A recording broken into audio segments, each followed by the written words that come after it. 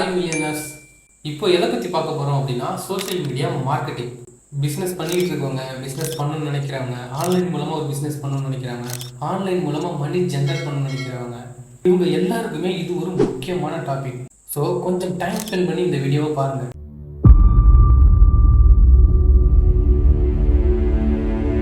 Social media மார்க்கெட்டிங்கிறது Facebook, Instagram, Twitter, LinkedIn and YouTube இது போல இருக்கிற சோஷியல் மீடியாஸ் மூலமாக மார்க்கெட்டிங் பண்ணுறது தான் social media marketing. That's all.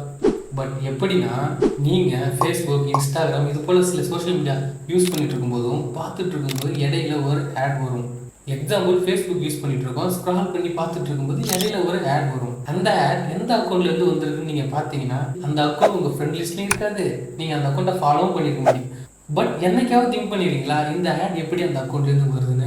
எப்படி வருதுன்னா, பிஸ்னஸ் பண்ணுறவங்க அவங்களோட ப்ராடக்ட் ஆர் சர்வீஸை யாரெல்லாம் ஃபேஸ்புக், இன்ஸ்டாகிராமில் இருக்காங்களோ அவங்களுக்கு தெரியப்படுத்துறதுக்காக ஃபேஸ்புக்கு கொஞ்சம் அமௌண்ட் ஸ்பெண்ட் பண்ணி அந்த ஆட் ரன் பண்ணுவாங்க. நீங்கள் எந்த சோஷியல் மீடியாஸ்லாம் ஆட் பார்க்குறீங்களோ அந்த ஆடுக்கு மேலே கீழே பக்கத்தில் எங்கேயாவது ஸ்பான்சர்னு போட்டிருக்கும். அப்படி ஸ்பான்சர்னு போட்டிருக்க ஆட் யாரோடதோ அந்த ஆடோட ஓனர் அந்த சோஷியல் மீடியாவுக்கு காசு கொடுத்து அந்த ஆட் ரன் பண்ணுவாங்க. ஸோ இப்படி தான் சோஷியல் மீடியா மார்க்கெட்டிங் பண்ணுவாங்க.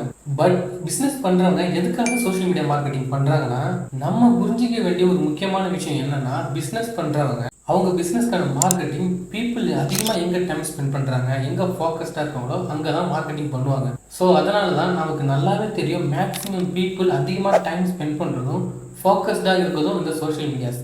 ஸோ அதனால தான் அந்த பிஸ்னஸ் பண்ணுறவங்க எல்லாருமே சோஷியல் மீடியாஸ் மூலமாக மார்க்கெட்டிங் பண்ணுறாங்க. ஸோ அப்படி சோஷியல் மீடியாஸ் மூலமாக மார்க்கெட்டிங் பண்ணுறதால அதோட ரீச்சும் நல்லாயிருக்கும். சோஷியல் மீடியாவில் மார்க்கெட்டிங் பண்ணுறதால ஒரு முக்கியமான அட்வான்டேஜ் என்னென்னா டார்கெட் ஆடியன்ஸ். அது என்ன டார்கெட் ஆடியன்ஸ் அப்படின்னா, ஒரு ஆட் ரன் பண்ணும்போது ஆடியன்ஸை டார்கெட் பண்ணி ஆட் ரன் பண்ண முடியும். எப்படின்னா, நம்ம ரன் பண்ணுற ஆட் யாருக்கு போகணும், ஐ மீன் எந்த ஜெண்டரில் உள்ளவங்களுக்கு போகணும், எந்த ஏஜில் உள்ளவங்களுக்கு போகணும், எந்த லொக்கேஷனில் போகணும், சோஷியல் மீடியாவில் எதுலலாம் இன்ட்ரெஸ்டாக இருக்காங்க, அவங்க பிஹேவியர் என்ன, இது போல் டார்கெட் பண்ணி ஆட் ரன் பண்ண முடியும். டார்கெட் பண்ணி ஆட் ரன் பண்ணும்போது நம்ம ஆட் யாருக்கு போகும் நம்ம நினைக்கிறோமோ அவங்களுக்கு நல்லாவே ரீச் ஆகும். எதுக்காக டார்கெட் பண்ணி ஆட் ரன் பண்ணணும்? எக்ஸாம்பிள், சென்னையில் நான் ஒரு மென்ஸ்வேர் ரன் பண்ணிட்டு இருக்கேன். என்னோட மென்ஸ்வேருக்கு நான் சோஷியல் மீடியாவில் ஆட் ரன் பண்ணணும் அப்படின்னு நினைக்கிறேன். ஸோ என்னோட மென்ஸ்வேரோட ஆட் யாருக்கு போகணும்னு நினைப்பேன்? ஃபஸ்ட்டு ஆண்களுக்கு போகணும்னு நினைப்பேன். ஏன் ஆண்களுக்கு போகணும்னு நினைப்பேன்? நான் வச்சுருந்து மென்ஸ்வேர், பெண்களுக்கு விளம்பரம் படி நான் என்ன பண்ண போகிறேன்? ஸோ யாரெல்லாம் சோஷியல் மீடியாஸில் ஆண்கள் இருக்காங்களோ அவங்களுக்கு என்னோட மென்ஸ்வேரோட ஆட் போகும். தென் ஏஜ், நான் என்னோட மென்ஸ்வேர் ஸ்டோரில் 18 to 25 உள்ள ஆண்களுக்கு மட்டும்தான் ட்ரெஸ் வச்சுருக்கேன். ஸோ அதனால் என்னோட மென்ஸ்வேரோட ஆட் சோஷியல் மீடியாவில் யாரெல்லாம் 18 to 25 வரையும் இருக்காங்களோ அவங்களுக்கு மட்டுமே ஆட் ரன் பண்ண முடியும்.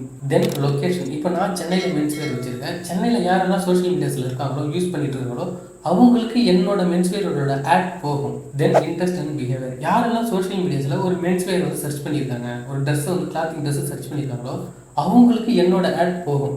ஸோ இது போல் நமக்கு தேவையான கஸ்டமர் மட்டும் டார்கெட் பண்ணி இந்த சோஷியல் மீடியாஸில் ஆட் ரன் பண்ண முடியும். இது போல் ஒரு கஸ்டமரை டார்கெட் பண்ணி ஆட்லாம் வந்து டிவிலையோ இல்லை ரேடியோவிலையோ வேறு எதுலையுமே ரன் பண்ண முடியாது.